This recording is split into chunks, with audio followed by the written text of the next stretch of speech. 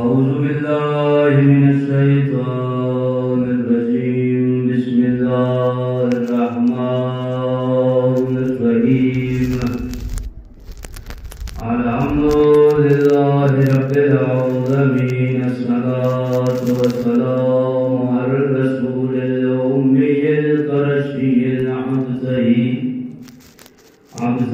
مكي المدني العربي السراج المزين والكوكب الدري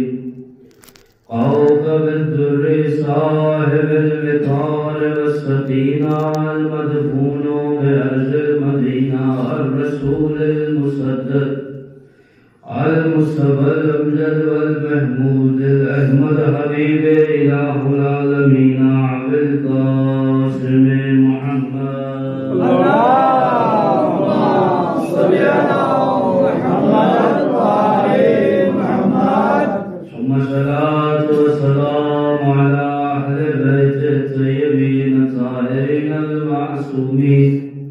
المعصومين المظلومين خصوصا على أمير المؤمنين علي بن أبي طالب اللهم صل على محمد وآل محمد ورحمة الله على أحبابهم وأصحابهم وشيعتهم ومحبيهم ومواليهم ولعنة الله على أعدائهم أجمعين أما بعد فقد قال الله تبارك وتعالى في كلامه المجيد وفرقانه الحميد بسم الله الرحمن الرحيم إن الدين عند الله الإسلام وقال معصوم عليه السلام تفقهوا في الدين سبت بڑے محمد اللهم صل على محمد وآل محمد دعائے کریم اللہ تمام مدداروں کا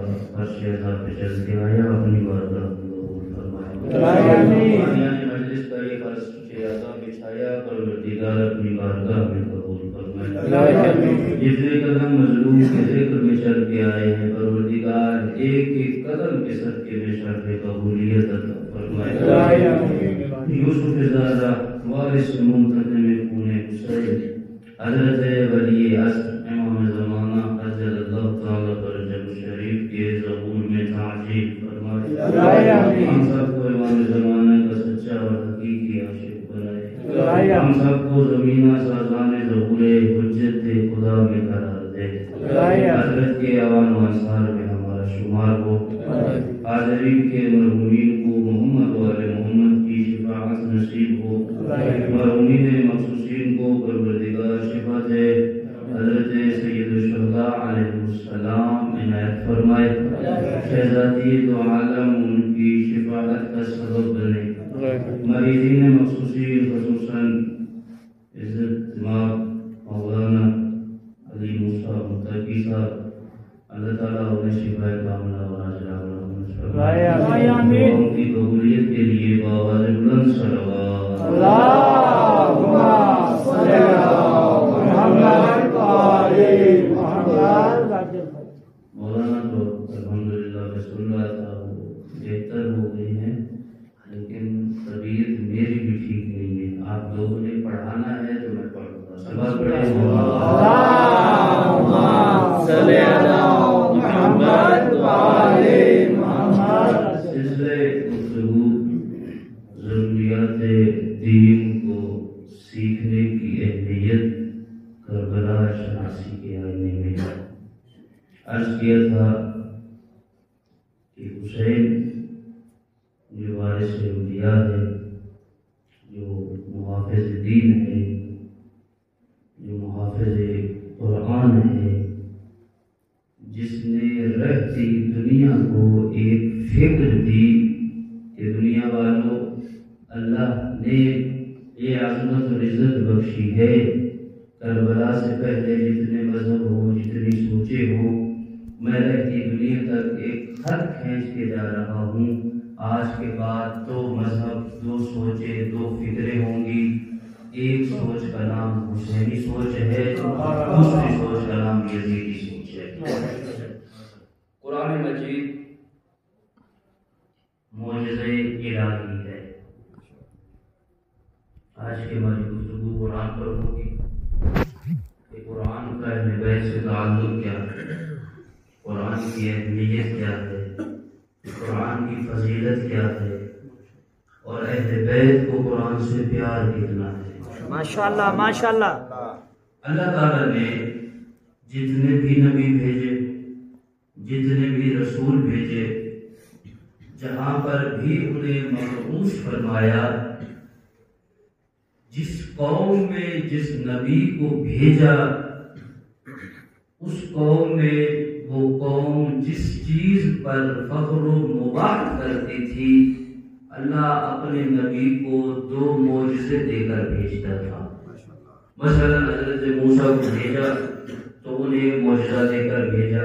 باقی انبیاء کو دیکھیں، جس قوم میں جو چیز فخر و مباحت کا سبب ہوتی، اسی طرح نبی کو بھی اللہ معجزہ دے کر بھیجتا۔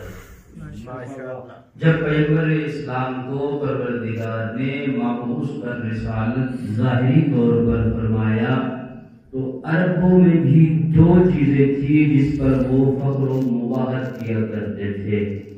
ایک کا نام فصاحت و بلاغت تھا، دوسری چیز کا نام شجاعت اور بہادری تھا۔ فصاحت و بلاغت کا یہ عالم تھا کہ ہر سال اشعار کا میلہ لگتا تھا، شاعر اشعار لکھتے اور ان میں کمپٹیشن ہوتا، مقابلہ ہوتا، اور جو جیت جاتا، جس کی شاعری سب سے اچھی ہوتی، 1 سال تک وہ کتبے پہ لکھ کر خانہ کعبہ کے اوپر لٹکا دی جاتی۔ یہ عالم تھا کہ سال میں 1 مرتبہ مقابلہ ہوتا اور اس کے نتیجے میں پورا سال وہ کتبہ خانہ کعبہ کے اوپر لگا رہتا۔ اللہ نے جب پیغمبر اسلام کو مبعوث پر رسالت کیا اور اس کے ساتھ پیغمبر کو فصاحت و بلاغت پہ ناز کرنے والی قوم پہ جب رحمت للعالمین کو اللہ نے بھیجا تو ساتھ میں اللہ نے پہلا جو معجزہ نبی کو دیا وہ قرآن تھا۔ ایک شخص اس سال جو فرسٹ آیا تھا اور جس نے اپنی شاعری کو کعبہ کے اوپر نصب کر رکھا تھا، پیغمبر نے اپنے کسی بندے سے کہا کہ جا کر کے سب سے چھوٹی سورہ قرآن مجید کی لکھ کر کے اس کے ساتھ لگا دو۔ اور جب وہ شاعر آیا اور اس نے اللہ کے اس فصیح و بلیغ اور معجز نما کلام کو پڑھا تو اس پر یہ لکھ کر اپنا کلام اور اپنی شاعری اتار لی، لکھتا ہے ھذا لیس کلام البشر، یہ کسی بندے کا کلام نہیں ہو سکتا۔ قرآن کے مقابلے میں کہ وہ لوگ جو فخر و مباحت کرتے تھے، وہ لوگ جو کہتے تھے کہ ہم سے بڑا کوئی فصیح نہیں ہے، ہم سے بڑا کوئی فصاحت و بلاغت نہیں رکھتا، اللہ تعالیٰ نے اگر فصاحت و بلاغت کی نعمت دی ہے تو فقط عربوں کو دی ہے۔ انہیں عربوں کے اندر جب پیغمبر کو مبعوث کیا تو پہلا معجزہ جو اللہ نے رسول کو عطا کیا وہ قرآن ہے۔ اب دوسری چیز پہ جو فخر و مباحت کرتے تھے، بہادری، شجاعت، جنگجو، اللہ نے کہا میرا رسول پریشان ہونے کی ضرورت نہیں ہے، فخر و مباحت اگر کرے فصاحت و بلاغت پر میری کتاب قرآن پیش کر دینا، بہادری کے اوپر اگر یہ فخر و مباحت کرے ابو طالب کا بیٹا علی پیش کر دینا، علی جیسا بہادر میں دے رہا ہوں۔ اور علی سے محبت کتنا تھی رسول کو، پیار کتنا تھا رسول کو، مثال دی گئی ہے باقاعدہ کہ علی کی نسبت رسول سے ایسے ہے جیسے اونٹنی کے بچے کی نسبت اپنی ماں سے ہوتی ہے۔ بچہ ماں کے بغیر رہ ہی نہیں سکتا، تھوڑا سا جدا ہو تو اس میں جنبش آ جاتی ہے، تڑپ آ جاتی ہے، پریشان ہو جاتا ہے۔ علی کی بھی کوئی ایسی کیفیت تھی، رسول سے کچھ لمحے کے لیے اگر علی دور ہوتے علی کے لیے جینا مشکل ہو جاتا۔ اور رسول کو کتنی محبت تھی اپنے بھائی علی سے، علی کی خوشبو کو پیغمبر سونگتے تھے. اور یہ جو میں روایت پیش کر رہا ہوں، آج اہل سنت علماء ٹی ویوں پہ بیٹھ کر یہ روایتیں پڑھنے پر مجبور ہے کہ رسول کو اپنے بھائی سے محبت کتنا تھی. صرف اتنا نہیں ہے، اگر علی میں تڑپ تھی تو رسول میں بھی تڑپ تھی. جب بھی علی کہیں حکم رسول سے جاتے، جب تک واپس نہ آتے پیغمبر کو چین نہ آتا، پیغمبر کو سکون نہ آتا. تڑپتے رہتے اپنے بھائی علی کے لیے. تب سکون ملتا جب ابو طالب کا لال نمودار ہوتا، جب ابو طالب کا بیٹا پیغمبر کے سامنے آتا. دوستو اہل بیت کو محبت ہے قرآن سے. آج شب جمعہ ہے نا، تو ایک واقعہ جو امام حسین کا موضوع ہے. بہت بڑی شخصیت، بہت بڑی ہستی حضرت آیت اللہ عظمہ علیہ مراشی نجفی. یہ وہ شخصیت ہے، یہ وہ عارف الہی مجتہد ہے کہ جس نے کوشش کی کہ میں مرکز بنت پیغمبر کو تلاش کروں. آپ جانتے ہیں نا بی بی اور مرکز مجہول ہے، لوگ نہیں جانتے. یہ جنت البقیع میں نسبت ہے، آج تک کسی کو پتہ نہیں ہے. کوشش کی اس عالم فقیہ نے کہ میں کسی طرح بی بی کے مرکز کو تلاش کروں. کوشش کرتا رہا، ناکام رہا. استغاثے کیے بارگاہ رسالت میں، بارگاہ امیر المومنین نے. میں چونکہ خوب میں رہا ہوں تو شہزادی کا تذکرہ کر دوں. پیغمبر خواب میں تشریف لائے اور فرمایا مراشی یہ اللہ کے رازوں میں سے ایک راز ہے، اسے راز رہنے دے. کہا یا رسول اللہ میں اس سعادت سے جو محروم ہوں. فرمایا پریشان ہونے کی ضرورت نہیں ہے، کون چلا جا، وہاں ہماری ایک بیٹی ہے جس کا نام فاطمہ ہے، اسے فاطمہ تو زہرا سمجھ کر اس کی زیارت کی. یہ ہے مراشی کا پتہ. اور مراشی نے مذہب کی اتنی خدمت کی ہے کہ ڈاکٹر صاحب بیٹھے ہوئے ان کا کتاب کھانا ہے، کتابوں کے ڈاکٹر ہیں باقاعدہ. میں جا کے دیکھیں اتنے پرانے نسخے جمع کیے ہوئے ہیں آغا مراشی نے. یہ آغا مراشی عالم جوانی میں جاتے ہیں کربلا، زیارت مظلوم کربلا کے لیے. شب جمعہ ہے اور یہ بھی شب جمعہ کو وہاں تشریف لے گئے. جب گئے تو ہوتا یہ تھا کہ خدام رات کو دروازہ بند کر دیتے تھے. یہ پہنچے چونکہ ایران سے گئے تھے، وہاں جلدی پہنچے. کہا میں زیارت کرنا چاہتا ہوں. خدام نے کہا کہ اب تو وقت نہیں ہے، ہم بند کرنا چاہتے ہیں. اس شہزادے نے ریکویسٹ کی، منت کی. خدام نے کہا ایک کام ہو سکتا ہے، میں دروازہ حرم حسین کھول دیتا ہوں، آپ اندر چلے جائیں، میں پھر اسے تالا لگا دوں گا. صبح جب میں آؤں گا پھر آپ باہر آ سکتے ہیں. آغا مراشی خوش ہو گئے کہ اس سے بڑی سعادت کیا ہے کہ مولا کے حرم میں پوری رات مولا کی زیارت بھی کروں، مولا سے باتیں بھی کروں. شب جمعہ بھی ہے، شب زیارت بھی ہے، مظلوم کی زیارت بھی کروں، مظلوم سے گفتگو بھی کروں. اجازت ملی. کہا اے مراشی ایسے یہ وضو کرنا ہے. کہا میرا وضو ہے. چلے گئے آغا مراشی حرم امام حسین کے اندر. چونکہ عارف الہی تھے نا، کیا دیکھتے ہیں لوگ جمع ہے مظلوم کربلا کے حرم کے چوکے. علماء جمع ہے، شیخ صدوق ہے، شیخ توسی ہے، علی بابوائے کمی ہے. اس طرح کی شخصیات ہیں. رحل رکھ رہے ہیں، رحل کے اوپر قرآن رکھ رہے ہیں اور تلاوت قرآن کر رہے ہیں. مراشی نجفی کے حالات زندگی میں آج بھی میں کتاب موجود ہے، لکھا ہوا ہے. مراشی نجفی کہتے ہیں ہم قرآن کی تلاوت میں مصروف تھے، قرآن کی تلاوت کر رہے تھے. ایک طرف حسین کا روزہ تھا، ایک طرف اللہ کی کتاب تھی. ایک آیت پڑھتے تھے، پھر مظلوم کی زیارت کرتے تھے.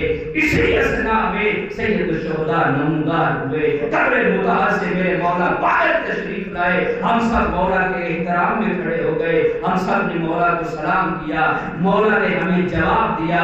مراشی نجفی کہتے ہیں اے مولا آپ اپنی قبر پہ آنے والے کا اس طرح احترام کرتے ہیں. مولا نے فرمایا مراشی میں دو وجہوں سے آپ کا احترام کر رہا ہوں. دو وجوہات ہیں جن کی وجہ سے میں آپ کا احترام کر رہا ہوں. پہلی وجہ یہ ہے کہ تم لوگ میرے دروازے پہ آئے ہو، میں تمہارا استقبال کرنے کے لیے آیا ہوں۔ دوسری وجہ یہ ہے کہ حسین کو قرآن سے محبت ہے، حسین کو قرآن سے پیار ہے۔ تم لوگ قرآن پڑھ رہے ہو، حسین کو اللہ کے کلام سے محبت ہے، حسین اللہ کے کلام کو دوست رکھتا ہے۔ دوستو، آل محمد کو بڑی محبت ہے کلام الہی سے، آل محمد کو بڑا پیار ہے کلام الہی سے۔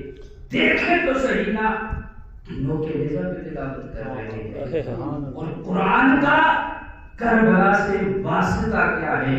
آج کی مجلس کا یہ پیغام لے جائیے گا، توجہ کیجیے گا، میں جملہ دینے لگا ہوں۔ قرآن کا کربلا سے واسطہ کیا ہے، تعلق کیا ہے؟ منکر وحی نے قرآن سے بیعت مانگی تھی، اگر میں سمجھا سکا ہوں۔ منکر وحی یزید ملعون، جس نے یہ کہا تھا کہ یہ وحی، یہ قرآن کا آنا، یہ سب نعوذ باللہ بنی ہاشم کا ٹھاؤ ہے، کوئی وحی نہیں آتی، کوئی قرآن ان پر نازل نہیں ہوا، اور بیعت کس سے مانگ رہا ہے؟ جو ناطق قرآن ہے، اس شخصیت سے بیعت مانگ رہا ہے جو محافظ قرآن ہے، اس امام سے بیعت مانگ رہا ہے جو قرآن پڑھ کے دنیا کو بتا رہا ہے۔ دنیا والوں، میرے رسول نے کہا تھا کہ قرآن علی سے ہے، علی قرآن سے ہے، میں یہ ثابت کر رہا ہوں۔ اگر ہمارا گلا کاٹ دیا جائے پھر بھی ہمارا رابطہ قرآن سے ختم نہیں ہوگا۔ نعرہ تکبیر، نعرہ رسالت، علی حق، نعرہ حیدری، حسینیت زندہ باد، حسینیت زندہ باد، یزیدیت مردہ باد، یزیدیت مردہ باد، اہل بیت دشمنات لعنت پر محمد والے بلند تر صلوات۔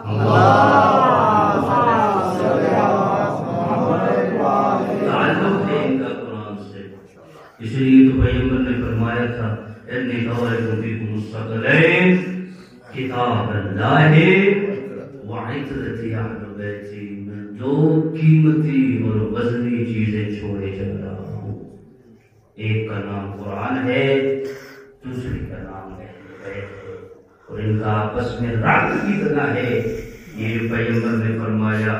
علی قرآن کے ساتھ ہے، قرآن علی کے ساتھ ہے۔ اس کا مفہوم کیا ہے، فرمانا کیا چاہتے ہیں پیغمبر؟ علماء اس کی تفسیر کرتے ہیں کہ اگر اوصاف علی کو جمع کیا جائے قرآن بن جاتا ہے، اور اگر قرآن کی آیتوں کو کھول دیا جائے علی بن جاتا ہے۔ ان کا عمل قرآن بنتا ہے، یہ کوئی کام کرے اللہ قرآن بنا دیتا ہے، یہ زکات دے اللہ آیت بھیج دیتا ہے، یہ کھانا دے اللہ آیت بھیج دیتا ہے، یہ دنیا میں آئے اللہ آیت بھیج دیتا ہے۔ مظلوم کربلا کی زندگی عالم انوار سے لے کر 10 محرم شہادت حسین تک ایک ایک عمل مولا کا قرآن کے مطابق ہے، ایک ایک شے مولا کی قرآن کے مطابق ہے۔ ولادت ہوئی ہے تو اس کا تذکرہ قرآن میں ہے، شہادت ہے تو اس کا تذکرہ قرآن میں ہے، امامت ہے تو اس کا تذکرہ قرآن میں ہے، ولایت ہے تو اس کا تذکرہ قرآن میں ہے۔ کیوں؟ اللہ نے ان کو ایک دوسرے سے جدا دی ہے، ماشاءاللہ، بے شک بے شک، اور ان کو قرآن سے محبت کی طرح ہے۔ میرے مولا امام سجاد علیہ الصلوۃ والسلام،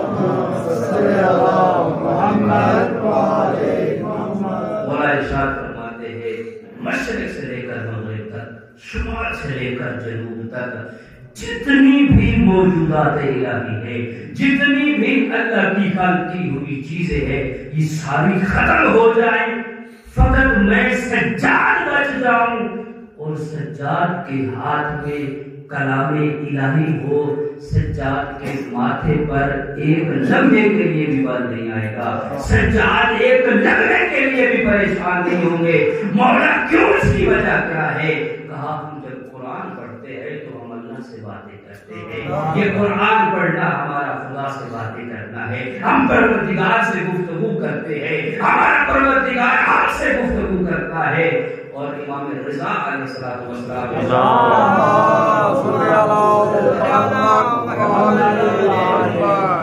کسی نے کہا نا مولا فلاں شخص اتنے ایام میں اتنے دنوں میں قرآن مجید ختم کر دیتا ہے، تو یہ تو ٹھیک بات نہیں ہے نا۔ امام رضا فرماتے ہیں اس سے کم دن میں بھی قرآن پڑھا جاتا ہے۔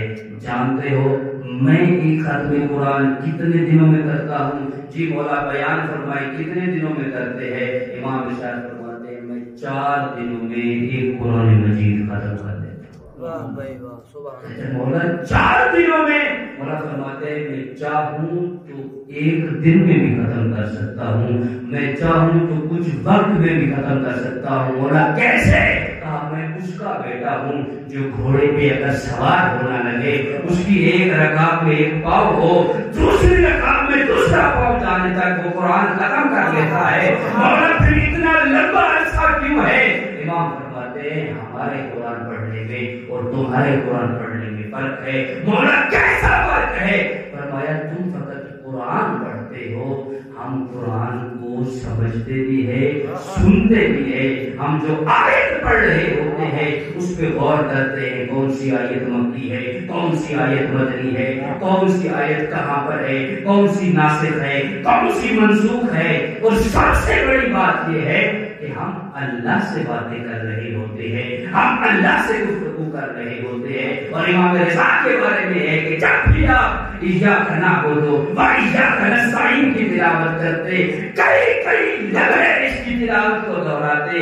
پوچھنے والے نے پوچھا یہ اس طرح تکرار کیوں ہے؟ مولا نے فرمایا تم معارف الہی جانتے جو نہیں ہو، تم اسرار الہی کو جانتے نہیں ہو۔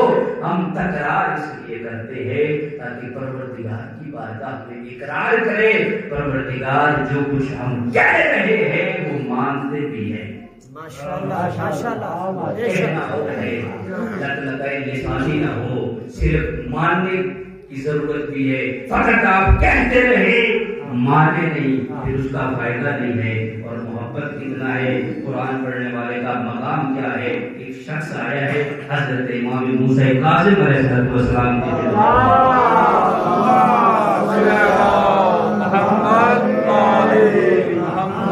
مجھے اندازہ ہے کہ میں نے بہت سخت موضوع شروع کیا ہوا ہے۔ ایسے موضوع مجالس میں نہیں سنے جاتے، لیکن دوستو یقین جانو مظلوم ہے اللہ۔ ہم نے قرآن کو وہ مقام نہیں دیا جو دینا چاہیے۔ ایسا نہیں ہے کہ قرآن ہمارے اندر نہیں ہے۔ یہ جو لوگ کہتے ہیں بات غلط کہتے ہیں جذبات میں آ کر کہ ایک نے قرآن لے لیا، ایک نے اہل بیت لے لی۔ نہیں دوستو قرآن بھی ہمارے پاس ہے، اہل بیت بھی ہمارے پاس ہے، لیکن جو مقام اہل بیت کا ہے وہ دینے کی کوشش کرنی چاہیے، جو مقام قرآن کا ہے وہ بھی دینے کی کوشش کرنی چاہیے۔ قرآن کو ہم نے مسجد تک محدود کر دیا، قرآن کو ہم نے مولوی تک محدود کر دیا۔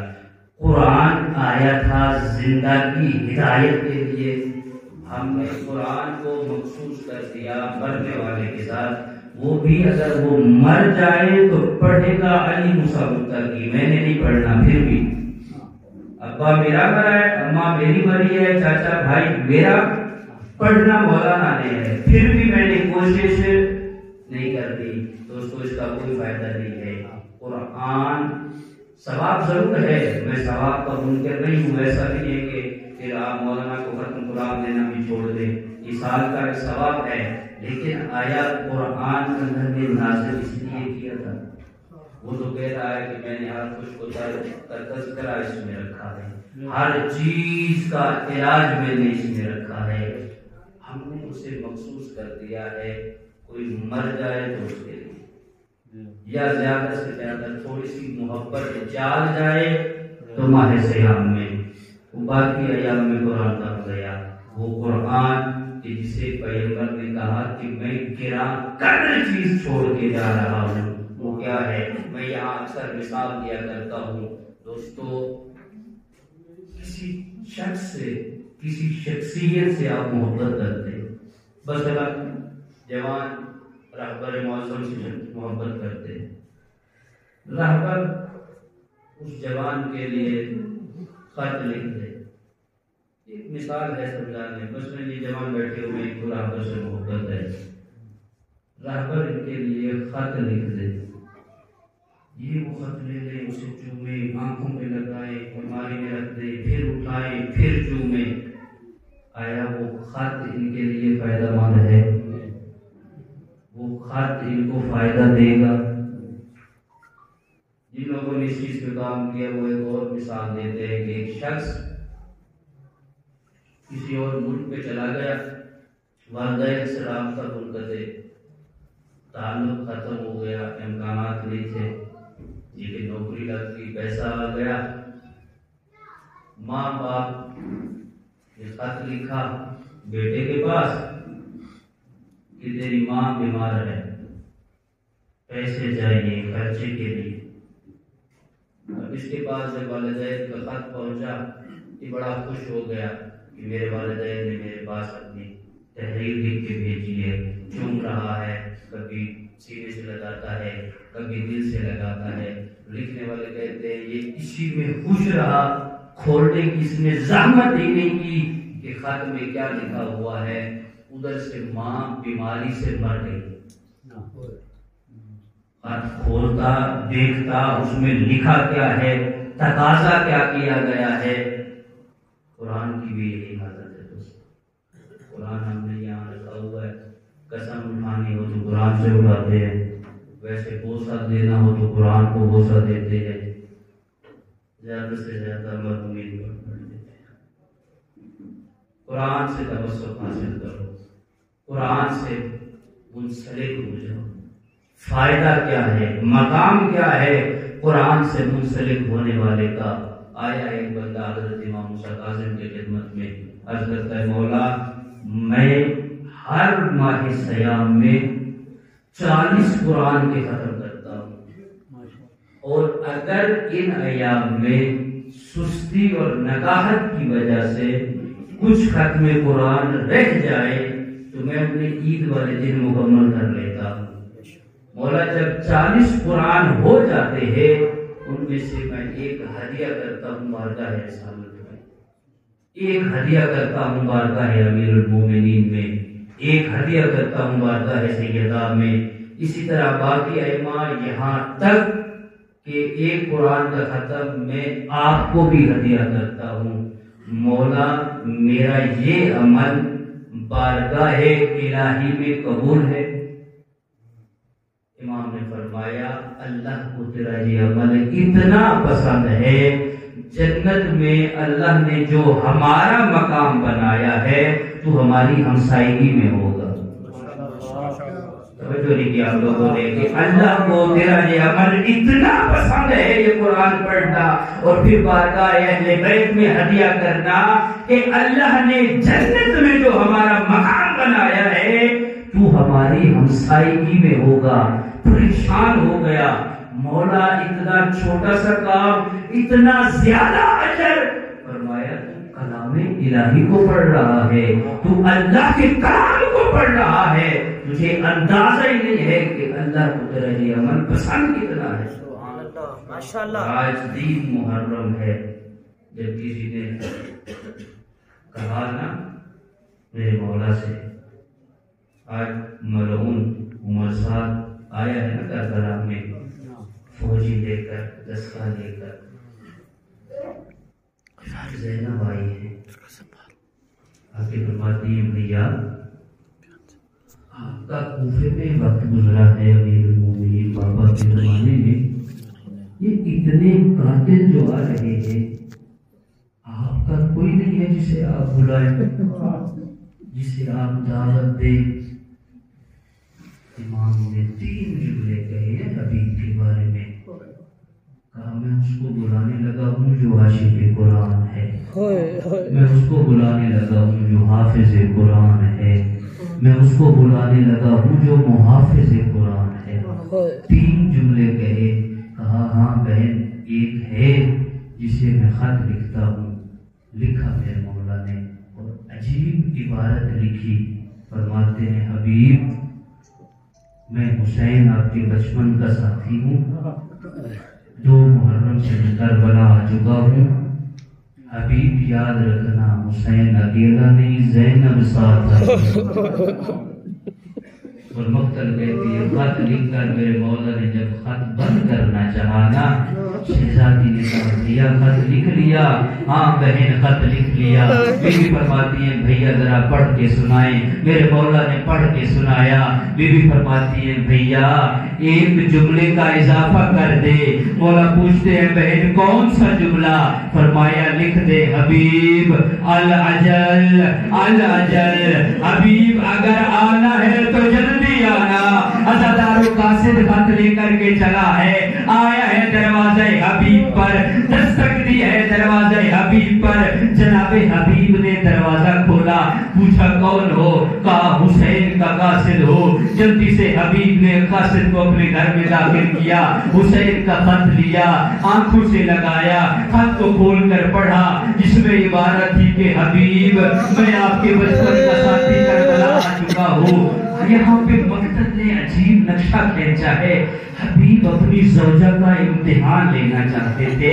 حبیب کی زوجہ بےتاب تھی کیونکہ اس کے کانوں میں یہ آواز جا چکی تھی کہ میں حسین کا قاصد ہوں، حسین کی طرف سے آیا ہوں۔ کہا حبیب کیا لکھا ہے؟ حبیب نے بتایا۔ کہا حبیب پھر کیا سوچا ہے؟ کہا میں کیسے جاؤں، کرفیو کا عالم ہے، فوجیں باہر کھڑی ہوئی ہے، راستے بند ہے۔ خط کو لے کر کے دروازے کی جانب بڑھی۔ کہا میں سن رہی تھی حسین اکیلے نہیں آئے، زینب ساتھ ہے، یہ کیسے ممکن ہے؟ زہرا کا لال بلائے، آپ ساتھ نہ جائے، آپ نہیں جاتے میں چلی جاتی ہوں۔ حبیب نے کہا آفرین، میں آپ کا امتحان لینا چاہتا تھا۔ غلام سے کہا میرا گھوڑا لے کر کے شہر سے باہر چلے جاؤ، ممکن ہے مجھے آنے میں دیر ہو جائے لیکن میں آؤں گا ضرور۔ غلام گھوڑا لے کر کے آیا ہے مقررہ مقام پر۔ حبیب کو آنے میں دوستو دیر ہوئی، کبھی راستے کی طرف دیکھتا ہے، کبھی گھوڑے کی طرف دیکھتا ہے، دل ہی دل میں کہتا ہے اے میرے مالک کی سواری، اگر حبیب کچھ لمحے دیر سے آیا میں آپ پہ سوار ہونے کی جسارت کروں گا، اپنے مولا کا دفاع کروں گا۔ بس عزادارو اتنی لمحے میں حبیب نمودار ہوئے۔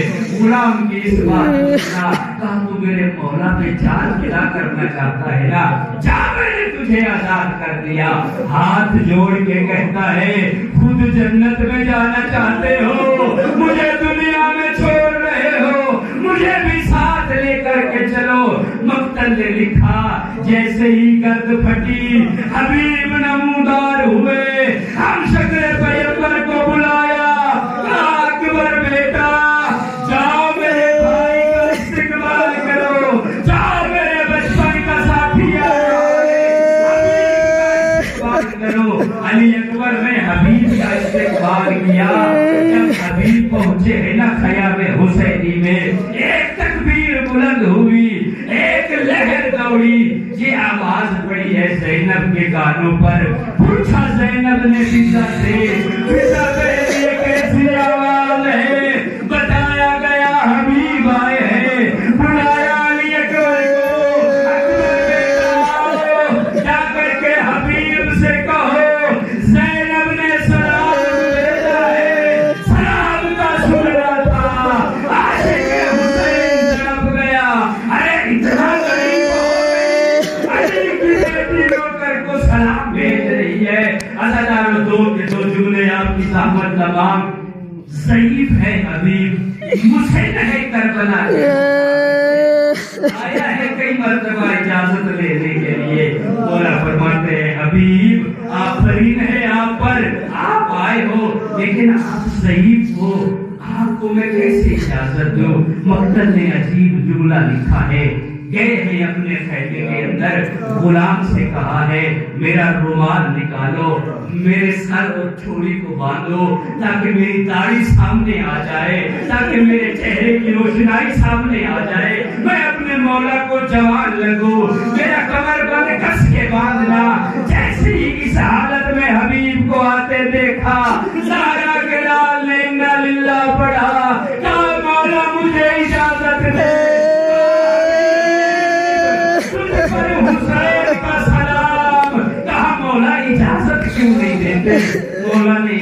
واقعہ سنایا، فرماتے ہیں حبیب رات میں چل رہا تھا، میں نے دیکھا ایک نابینا شخص تھا جس کی بینائی نہیں تھی، ریت جمع کر رہا تھا، میں اس کے پاس گیا، میں نے پوچھا اے ضعیف کیا کر رہا ہے؟ مجھے کہتا ہے میں ریت جمع کر رہا ہوں۔ مولا نے کہا میں نے پوچھا ریت جمع کر کے کیا کرے گا؟ کہا صبح لوگ حسین کو ماریں گے، حسین کو قتل کریں گے، قتل کرنے کے لیے انعام ملے گا، میں مار نہیں سکتا، جنگ نہیں کر سکتا، گرم سے ریت حسین کے اوپر پھینکوں گا۔ اے حبیب تیری فداکاری پر حسین قربان، ایک طرف سے قتل کے ارادے بیائے جا رہے ہیں، بس ہزاروں چلائے حبیب نے جنگ کی، 80 ملعونوں کو حبیب نے فنار کیا۔ حبیب آئے ہیں اپنے گھوڑے سے زمین پر، میرے مولا آئے اور جب جانے لگے ہیں نا، حبیب چونکہ مسن تھے، کافی بھاری تھے جناب حبیب، حسین اٹھانے لگتے ہیں، قدم لڑکھڑا جاتے ہیں، عباس بھاگ کے آئے، کہا مولا مجھے اٹھانے دے، فرمایا نہیں میرا دوست ہے، بھائی ہے میں خود اٹھاؤں گا۔ پھر چلتے ہیں، قدم لڑکھڑائے، علی اکبر آئے، کہا بابا مجھے آنے دے، زحمت تمام، بھائی کہا تھا نا حسین نے، زینب نے بھی بھائی کہا، کیا بھائی کہا؟ جب پہنچی ہے علی کی بیٹی کوفہ میں، ایک مرتبہ کوفے کے شہر میں داخل ہوئی زینب، ایک مرتبہ رضا کا خیال آیا، دوسری طرف حبیب کا سر دیکھا، چیخ کے کہا بھیا حبیب آپ کا شہر میں آ گیا، ارے زینب میری نا ہے، زحمت تمام۔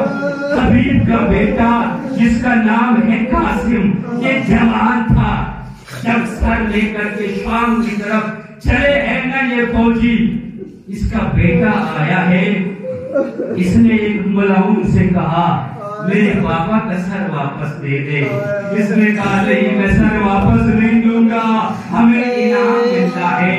اس کا بیٹا قاسم کہتا ہے جتنا انعام لینا ہے نا مجھ سے لے لے، میں سر نہیں دوں گا۔ مکتر کہتی ہے 20 جوان لے کر یہ آگے آیا ہے، اس نے جنگ کر کے اپنے بابا حبیب کا سر لے کر اس کا گزر ہوا ہے سجاد کے ساتھ، یہ جملے کہتے ہوئے سجاد کے ساتھ سے گزرا۔ بابا حبیب یہ کیسے ممکن ہے؟ ایک جوان بیٹا بھی ہو سر شام لے جایا جائے، گریا پڑا سید سجاد کا، ہاتھ جوڑ کے کہتے ہیں بابا سجاد کو معاف میں آپ کی کوئی مدد نہ کر سکا، ماتم حسین۔